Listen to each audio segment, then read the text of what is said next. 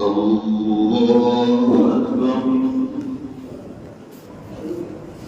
الحمد لله رب العالمين الرحمن الرحيم مالك يوم الدين إياك نعبد وإياك نستعين اهدنا الصراط المستقيم صراط الذين أنعمت عليهم غير المغضوب عليهم ولا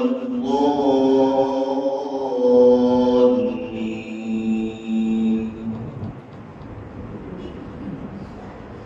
والنازعات غرقا والناشطات نشطا والسابحات سبحا فالسابقات سبقا فالمدبرات أمرا يوم ترجف الراجفة تتبعها الرادفة قلوب يومئذ واجفة أبصارها خاشعة يقولون أئنا لمردودون في الحافرة أإذا كنا عظاما نخرة قالوا تلك إذا كرة خاسرة فإنما هي زجرة واحدة فإذا هم بالساهرة هل أتاك حديث موسى إذ ناداه ربه بالوادي المقدس طوى اذهب إلى فرعون إنه طغى فقل هل لك إلى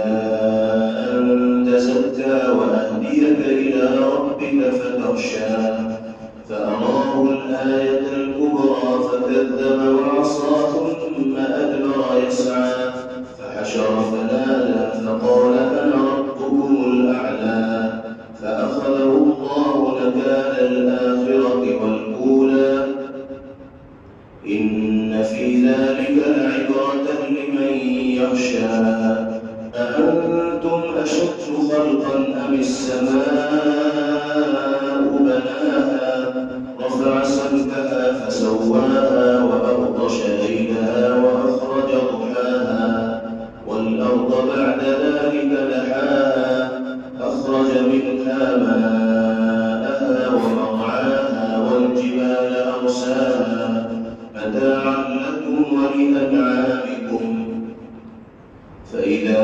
جاءت الطامة الكبرى يوم يتذكر الإنسان ما سعى وبرزت الجحيم لمن يرى فأما من طغى وآثر الحياة الدنيا فإن الجحيم هي المأوى وأما من خاف مقام ربه ونهى النفس عن الهوى فإن الجنة هي المأوى يسألونك عن الساعة أيان مرساها فيما أنت من ذكراها إلى ربك منتهاها إنما أنت منذر من يخشاها كأنهم يوم يرونها لم يلبثوا إلا عشية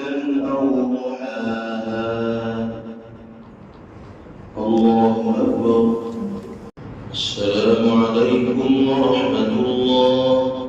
السلام عليكم ورحمة الله.